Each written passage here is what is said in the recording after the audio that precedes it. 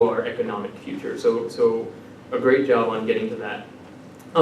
You obviously focused on the Midwest as well, and I think that's a good thing to do because I think it really demonstrates the difference between what's going on in different parts of the United States. I'm from California. California is a state of immigrants of all types, Japanese, Indian, Chinese, Mexican, obviously.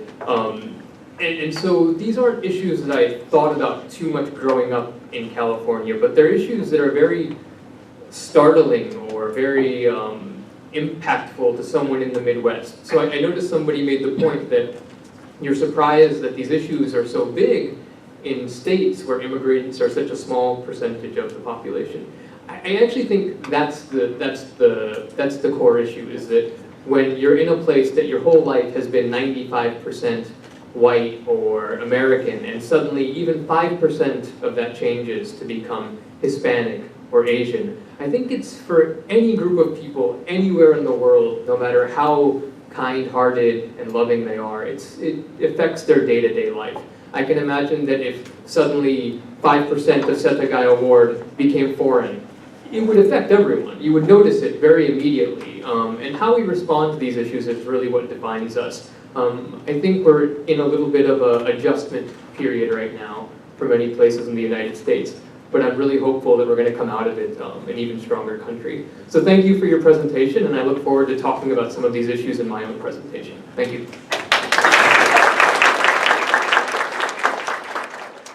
Thank you for your comment, Mr. Kasui.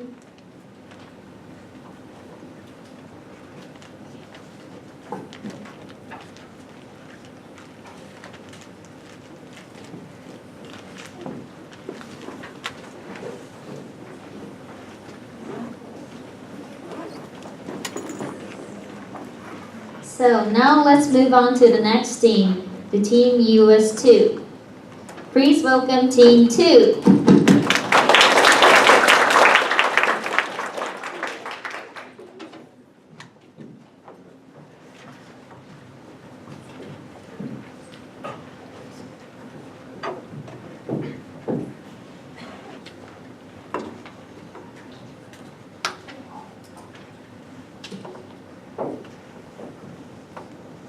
Our group will be studying abroad in California. And when we think about California and human rights, first thing that came to our mind was LGBTQ issue.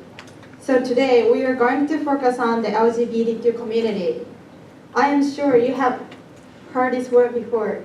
Now that you can't go too far without hearing something on TV or social media about this community and its birth movement. Firstly, what does LGBTQ stand for? L stands for lesbian, which means a woman who is sexually attracted to other women. G stands for gay, which means men who are attracted to other men. B stands for bisexual, which means romantic or sexual attraction to both male and female. T stands for transgender, which means people whose sense of a personal identity does not correspond with their birth sex. And lastly, Q stands for queer, which means someone who feels that his and her gender identity and sexuality does not fit into the socially constructed norm associated with his and her biological sex. Do you know the trouble this group is facing? Today, our group will be taking a closer look at some of the problems, from the fight for the right to marry to the prejudice members face from within their own group, and in the fight for the right to use the bathroom of their choice in California. Today, we will only be covering some of these issues. The next presenter is going to talk about a history of the LGBTQ community. As you may know, the symbol of LGBTQ community is a rainbow flag. The LGBTQ law is well known in the world and has become a symbol for equal rights for members of this community. Within the last 2 decades, equal treatment for the LGBTQ community has progressed quicker than ever before. There are a few important LGBTQ events in the USA, starting from 1971. In 1978, Gilbert Baker, who is an artist from San Francisco, created the iconic rainbow flag. LGBTQ flag consists of 6 colors: red, orange, yellow, green, blue, and purple. With his rainbow design, Baker wished his flag would provide global recognition for the LGBTQ community. In 1999, the Registered Partnership Act was passed to allow same-sex couples to obtain equal rights. It grants same-sex couples the same rights, protections, and benefits as a married couple. On 2015, June 26th, a same-sex couple laws were finally passed in USA by Supreme Court of United States. As a result, LGBTQ people are now able to enjoy the same rights as heterosexual partners. This is a big step of progress for LGBTQ community. Next, we will elaborate on the lesbian and gay movement in California, specifically regarding same-sex marriage. In the summer of 2008, the California Supreme Judicial Courts ruled that it is illegal to ban same-sex marriage within the state, briefly granting the ability to get married to same-sex couples. However, in a voter referendum, this decision was overturned. Trials regarding same-sex marriage continued, and eventually same-sex marriage was permanently legalized within the state of California, the second state to do so.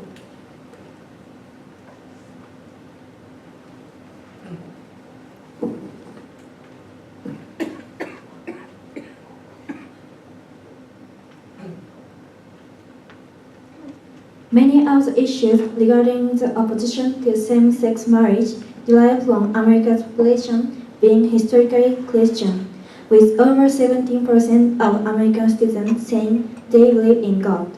Due to this, many individuals look towards the Christian Bible to establish a standard of morals within which same-sex marriage is viewed as a sin and is banned. Much of the younger generation have begun to question American societal norms and as such have been active in seeking new egalitarian policies from lawmakers. Next, we are going to talk about bisexuality and biphobia. The pink section represents homosexuality. The royal blue symbolizes heterosexuality. And the lavender symbolizes directionality beyond gender. We have previously defined bisexuality. On the other hand, biphobia is aversion toward sexuality and bisexual people as a social group or as individuals. Actually, bisexuals have experienced prejudice from gay and lesbian people, since bisexual people can be attracted to the opposite gender as well, and they are not always understood by gay and lesbian community. From a survey regarding biphobia, bisexuals feel discriminated by gay, lesbian, and straight people. Even though they are all in LGBTQ community, bisexuals often feel excluded. Bisexuals are attracted to males and females, said they can be categorized as gay and lesbian. They like only one gender. They especially feel misunderstood by the gay and lesbian community. Because of this, many bisexuals tend to become closeted. Closeted means that don't decide to specify their sexuality. Actually, 58% of people are open about their sexuality, and 28% of those people insist they are bisexual. Next, we are going to talk about transgender issues.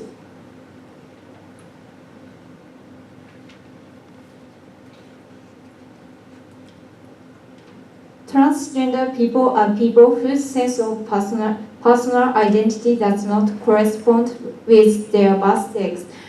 0.76% of the population in California are adults identifying as transgender.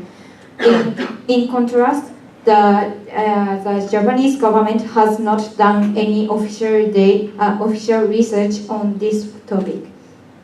Recently, however, transgender people have come under attack over the issue of which bathroom they should use in public. In North Carolina, the governor signed a law last year stating that people may only use restrooms and changing facilities that correspond to the sex identifying on their birth certificates. At the same time, the San Diego Union Tribune reported that a transgender woman alleged that she was discriminated against regarding bathroom use. An employee told her, "You have to use restrooms corresponding with the gender on your driver's license when trying to use a restroom at a concert." Because of this, California Governor Jerry Brown signed a bill that requires single occupancy bathrooms be gender neutral. Despite this, transgender people as well as all LGBTQ members still face discrimination simply for being who they are. In conclusion, there are many issues that LGBTQ people around the world face. Not only the external struggle of being allowed to marry who they want or being allowed to use the bathroom they want, but also internal struggles such as discrimination and ostracization struggle of bisexual people from within the LGBTQ community. We hope this has been as enlightening for you as for us. Thank you for your attention.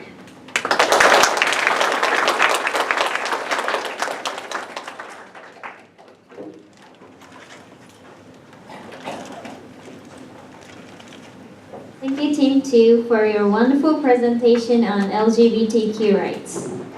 Mr. Sully, are there any questions or comments to their presentation? I'll just make a comment. Another great presentation that I learned something from. The history is not something, I didn't know the history of the flag and who created it and what it symbolized. And it was really great to learn about that. This is one of many areas that I'm really proud of the United States, and I think we're the largest country in the world that has legalized gay marriage as a blanket statement. They have all the rights that a heterosexual couple would have, and I'm very proud of that. And I think what I'm even more proud of is you, in your presentation, went to the next step, just like all the activists in the US did. So it would have been very easy for activists in the United States to say, okay, we got gay marriage, now we're done, we're going to calm down. But they didn't do that. They went on to helping ensure that transgender people have the rights that sort of people who identify with the sex do. And I'm shocked by how quickly we're seeing progress on these fronts. Certainly, there's going to be pushback. Certainly, there's more conservative parts of the United States that are going to have some trouble adjusting to this new world. But I'm really proud of the progress that we're making, and I think you're going to see some great movement on that front. I also want to point out that the United States is not the only country making great progress on this. Taiwan recently passed some great legislation related to gay marriage. Here in Tokyo, Setagaya Ward has one of the most liberal legislatures related to gay marriage. So we're seeing progress on this on a lot of fronts, and my colleagues at US embassies around the world are working very hard with the LGBT community to ensure that they see the same rights as heterosexual couples. So thank you very much for your presentation. Thank you for your comments, Mr. Kasuli.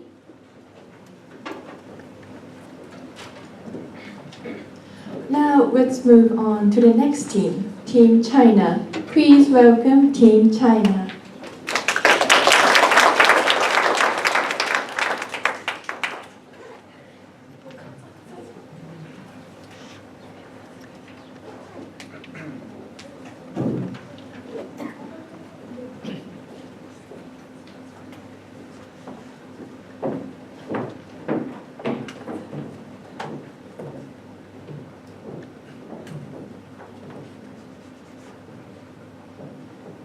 Ni hao everyone. We will go to China and California, and probably we are the best diverse team today. We are going to talk about human rights in China.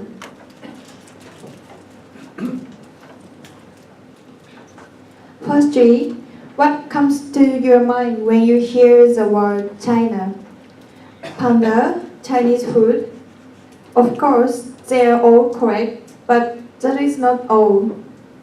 China has a rich history of culture and innovation that is over 4,000 years old. For example, the compass, gunpowder, paper, printing, and the teachings of Confucius and Mencius. Today, China is known as an economic superpower. As you know, the population of China is the largest in the world. China is also diverse, consisting of 66 races. However, China is lacking one thing: freedom of expression.